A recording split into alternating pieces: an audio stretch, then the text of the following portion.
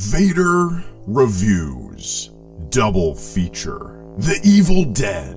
Released in 1981, written and directed by Sam Raimi, 5 friends travel to a cabin in the woods where they unknowingly release flesh-possessing demons. The original Evil Dead feels like a group of friends went in someone's backyard and shot a movie on a shoestring budget, and that's pretty much exactly what it is. If this movie was made in 2020, chances are you would see it on Kickstarter. Despite having a couple friends over the years who are super into horror movies and super into The Evil Dead, I had never seen this movie until about a week ago. My favorite character in the film is this, the Floor Demon. The Floor Demon was by far the creepiest thing to me. It was sassy. It was this ever-present voice and pair of eyes that just watched everything the entire time. It was, to me, the best thing about the movie. Going into the movie, not knowing too much about it at all, I found myself constantly going, is this supposed to be funny? But because it is. And I came to the conclusion that, yeah, I think it's supposed to be funny.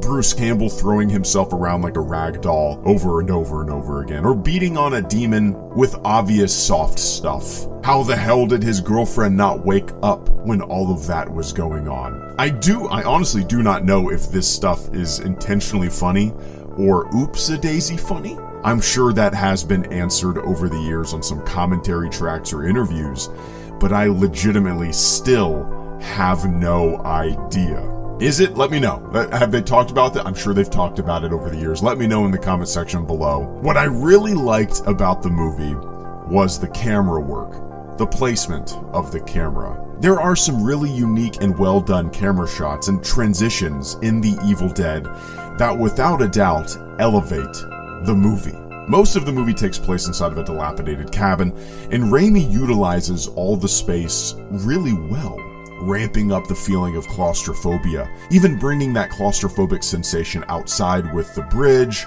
and the woods being alive. There's nowhere to go, there's nowhere to run.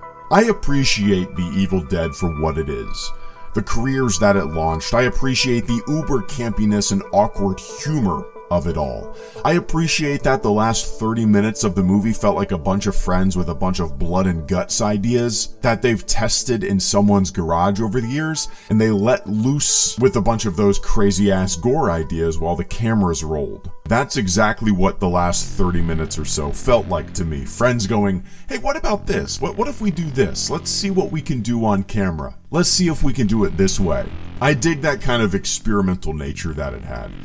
But for me, a one and done viewing is definitely enough. I'm not really into these kind of flicks, gore on gore on gore. It's not that it grosses me out, it just doesn't do much for me. I appreciate it, especially the low budget, kind of, journeyman, self-taught nature of The Evil Dead, I suppose you could call it. But yeah, not necessarily for me. What's really interesting to me is that the movie is rated NC-17. Obviously, this rating was tacked on in 1981, or at least I would think so. So, very different standards, for sure. I mean, you'll see more graphic and gory violence flipping through the channels on your TV nowadays. Which, hey, might have been inspired by Sam Raimi's The Evil Dead. Hereditary. Released in 2018, written and directed by Ari Aster, a grieving family is haunted by tragic and disturbing occurrences. Toni Collette is great in everything she's in. She's unbelievable. She's one of the most underrated actresses of our time. Anyway, Hereditary is a horror movie that takes plausible heartache, plausible accidents, plausible situations, and mixes it in with the supernatural, the outlandish, the unbelievable. And it's this combination that makes a movie like this work for me, because of the unease that it conjures. Hereditary is an uneasy movie, one that throughout the movie I felt a constant sense of armchair anxiety. Whether it's Toni Collette's character Annie attending grief counseling meetings in secret, or just hanging out at the dinner table as a family, there's a constant buzz of unease throughout the entire movie, from start to finish. From realistic to the most outlandish, that buzz of unease is always present, and it makes you just feel icky. It just makes you feel bleh. I don't know how to explain it. I love the pacing of the film. I wouldn't call it a slow burn, but things and events certainly compound on one another. Bad situations turn worse. There's a real sense of hopelessness present throughout the entire movie. I love the way the movie was shot. I love the lighting. It was a beautiful looking movie as well. And when it comes to like jump scares and stuff like that, they've never really done anything for me. I don't really react to jump scares. What I react to are creepy things that Hereditary does well. Subtle background oddities. Weird stuff in the corner. Things that look odd and out of place. Does that make sense? Just a general sense of creepiness. And Hereditary, as I said earlier, that sense of unease, it does it so well. As far as the ending of the movie, I didn't really care for it 100%. The movie basically explained everything at the end. It wrapped things up in a nice little neat package. Well, not really nice and not really neat. But yeah, it explained everything, basically.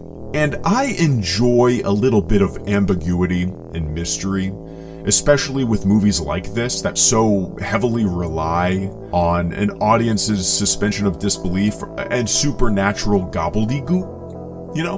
What I did enjoy about the ending was, I don't want to spoil anything, so I'm gonna put what I enjoyed about the ending up as text right now. I'm not gonna speak it, so look away. If you haven't seen the movie, look away in 3, 2, 1.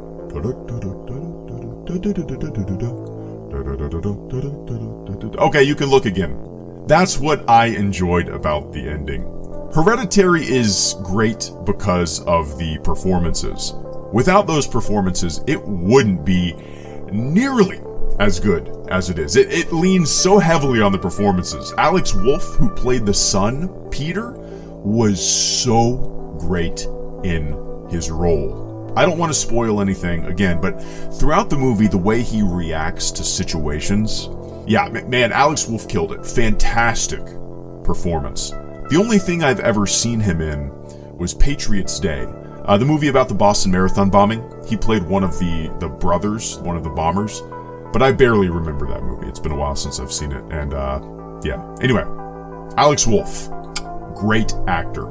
Hereditary is the type of movie that sticks with me. It's a movie about strain, it's a movie about family, it's a movie about loss, it's a movie about heartache, all wrapped up in a supernatural package that keeps things relatively grounded and believable for a little while. And then, whoa. If you have not seen Hereditary, I highly recommend checking it out. Happy Halloween, everyone. Eat a ton of candy, scare those kids, be safe, and toss your scary movie recommendations in the comment section below. Hello, Greedo. Or should I say Vader. Out.